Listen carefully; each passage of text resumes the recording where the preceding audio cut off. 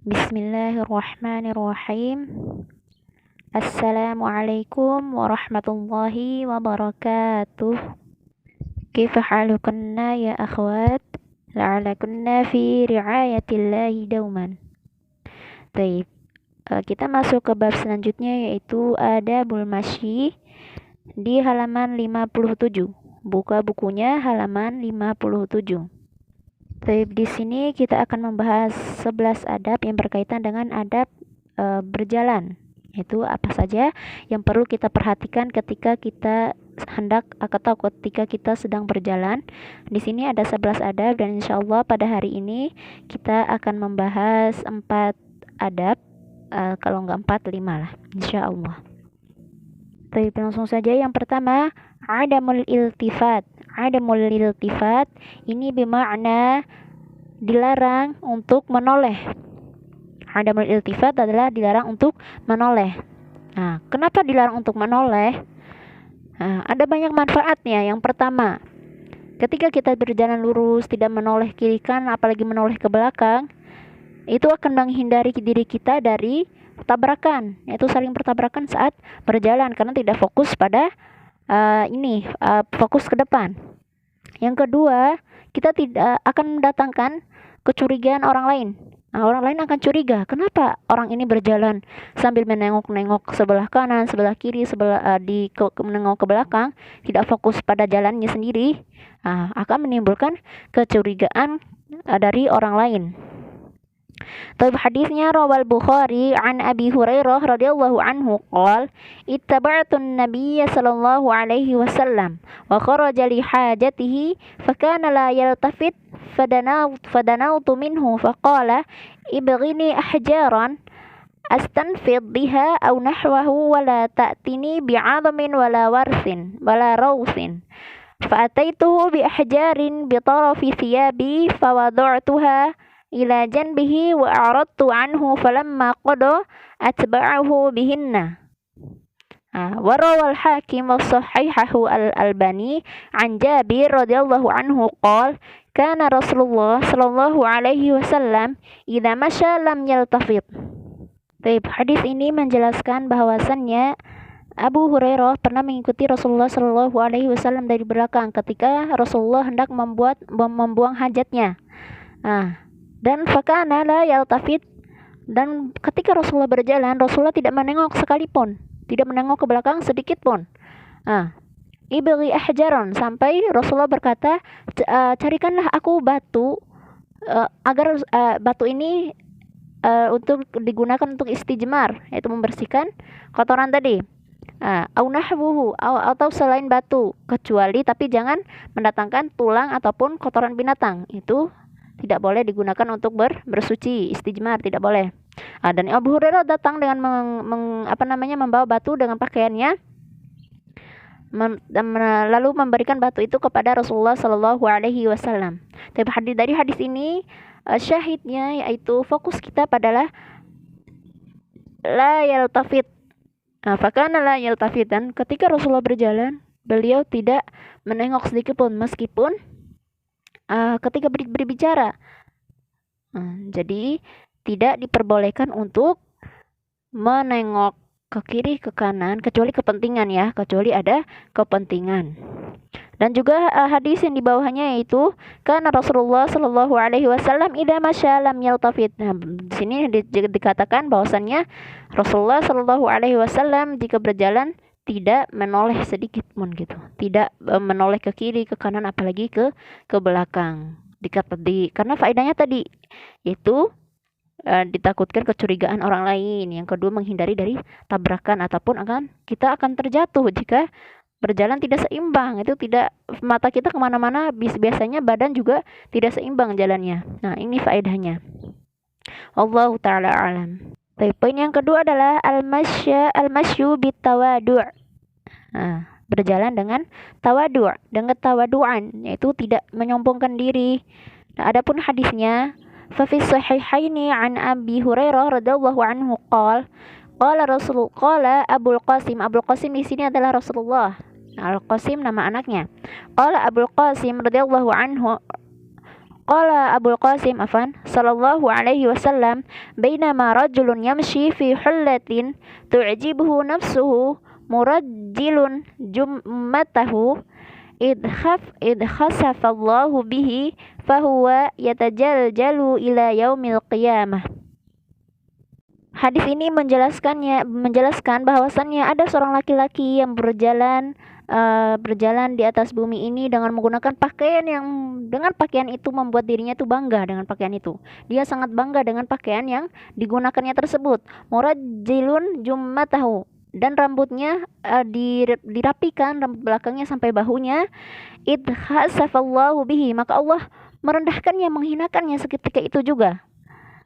Fahuwa yatajaljalu ila yaumil qiyamah, dan kerendahan itu, kehinaan itu akan berlanjut sampai hari kiamat. Hadis ini menjelaskan tentang bahwa seorang yang sombong berjalan di atas bumi ini dengan menggunakan pakaian yang membuat dirinya itu merasa dia yang paling hebat, maka Allah langsung menghinakannya, langsung merendahkannya sampai di hari kiamat nanti. Wallahu ta'ala alam. Taib al-hadis ba'dah fi musnad al-imam Ahmad bisanad hasan an Busri bin Jahash al-Qurashi radhiyallahu anhu anna an-nabiy sallallahu alaihi wasallam basaqa yawman fi kaffihi fawada'a 'alayha usbu'ahu thumma qala Allahu bana Adam anna tu'jizuni wa qad khalaqtuka min mithli hadhihi hatta idza sawaituka wa 'adaltuka masyaita baina burdain walil ardi minka wa'idun fajama'ta wa mana'ta hatta idza balagat taraqi qulta atasaddaqu wa anna awanus sadaqah. Hadis ini juga sama, yaitu hadis yang membahas tentang kesombongan, yang dimana seseorang tidak tawadu sekalipun. Hadis yang diriwayatkan oleh Busri bin Jahash ini, bahwasanya Nabi Shallallahu Alaihi Wasallam pernah meludah di tangannya, di telapak tangannya, fawadda'a 'alaiha, lalu meletakkan jarinya di atas ludah tersebut. Lalu beliau bersabda, Allah Subhanahu Wa Taala berfirman, ya bani Adam, apakah engkau menganggapku lemah setelah aku menciptakan kamu seperti ini? Sambil menunjukkan tadi ludahnya tadi, itu gimana kita diciptakan serendah itu, sehina itu, lalu kita menganggap Allah itu lemah. Kenapa dikatakan kita menganggap Allah lemah? Itu kita menyombongkan diri, seakan-akan kita yang paling hebat, tidak ada yang hebat selain kita. Ini yang dimaksud dengan hadis ini.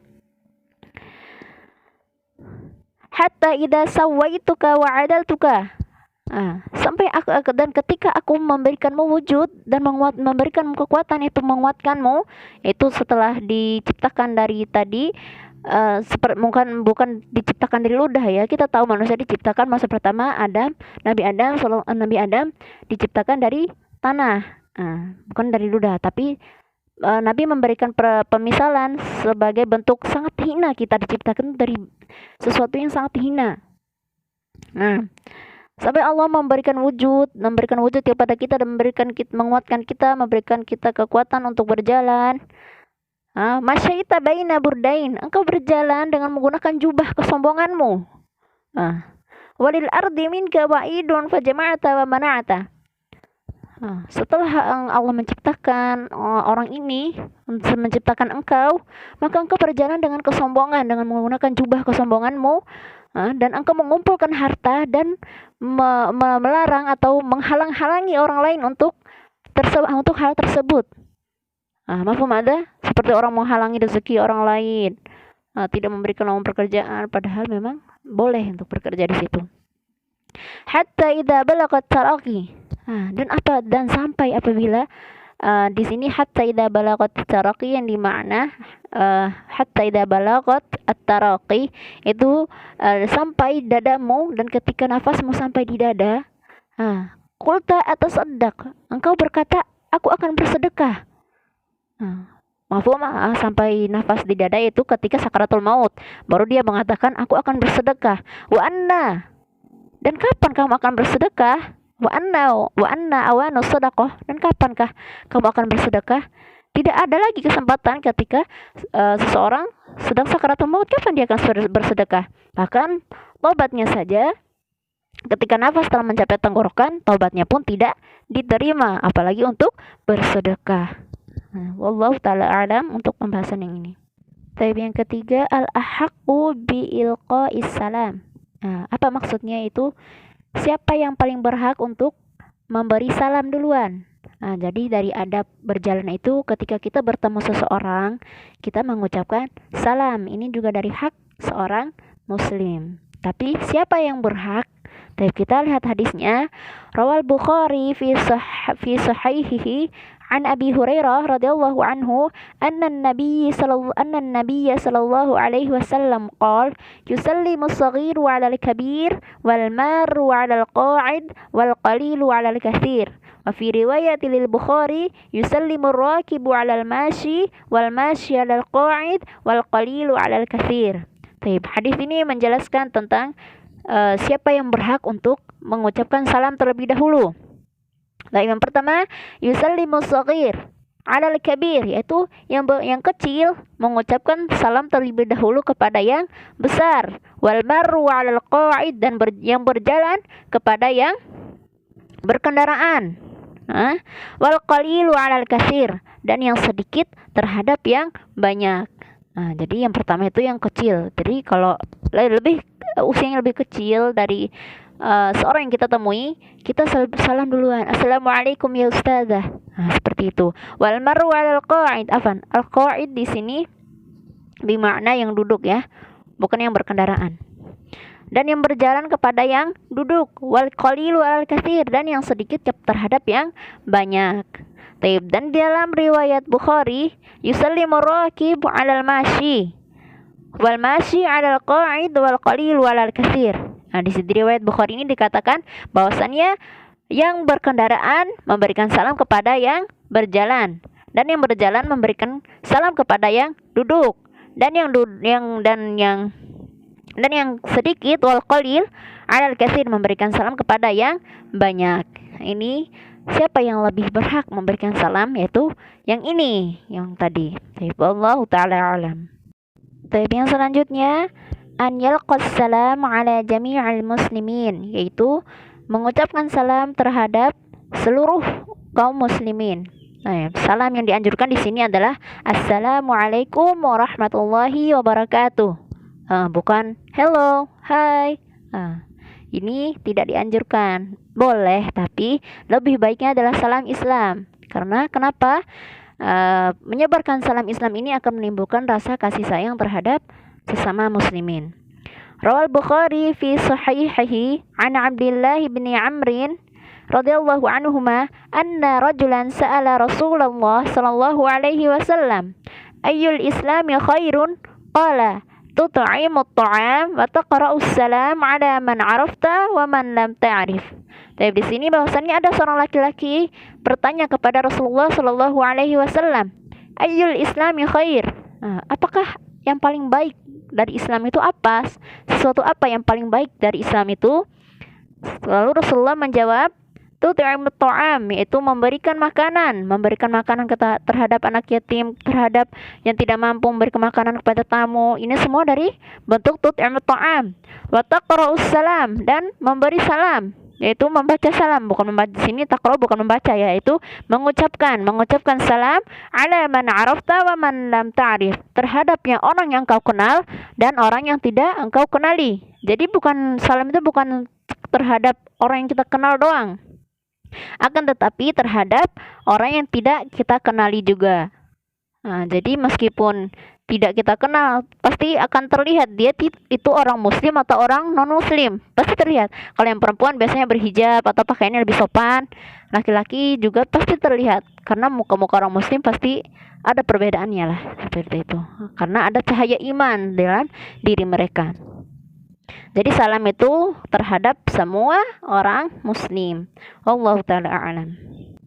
Wallahu ta'ala a'lam fima aqul. Sepertinya kita cukupkan dulu sampai di sini. Untuk poin selanjutnya kita akan membahasnya di pekan yang akan datang. Jika ada pertanyaan, silakan untuk bertanya. Kita tutup dengan doa kafaratul majlis. Subhanakallahumma wa bihamdik, asyhadu an la ilaha illa anta, astaghfiruka wa atubu ilaik. Wallahu ta'ala a'lam. Wassalamualaikum warahmatullahi wabarakatuh.